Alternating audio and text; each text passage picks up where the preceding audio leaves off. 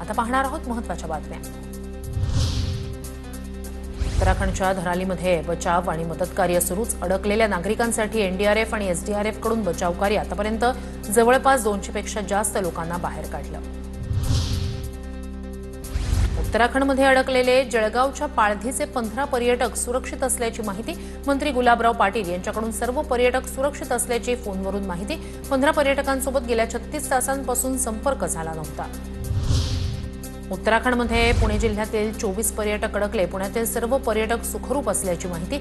अवसरीमधील 22 आणि मंचरमधील 2 पर्यटक उत्तराखंडमध्ये गेले होते। उत्तराखंडमध्ये गेलेल्या महाराष्ट्रातील 23 जणांची अद्यापही संपर्क नाही। जळगावचे 16 आणि मालेगावचे 7 जण अजूनही बेपत्ता। राज्यातील 55 पर्यटकांची प्रशासन संपर्कात। मुख्यमंत्री वैद्यकीय सहाय्यता निधीतून अनेकांना मदतीचा हात। पुणे जिल्ह्यात 1 जानेवारी ते 31 जुलैपर्यंत जवळपास 6395 जणांनी घेतला लाभ। पुण्यात 55 कोटी रुपये वितरित। मराठीसह सर्वच माध्यमांच्या शाळांमध्ये जय जय महाराष्ट्र माझा हे राज्यगीत गाणं बंधनकारक। निर्णयाची अंमलबजावणी न करणाऱ्या शाळांवर कारवाई केली जाईल। शालेय शिक्षण मंत्री दादा भुसे यांचा इशारा। इक्बाल मिर्चीच्या माजी सहकार्याला अटक। गिरगावमधील 15 कोटी रुपयांच्या मालमत्तेची बेकायदेशीर विक्री केल्याप्रकरणी कारवाई।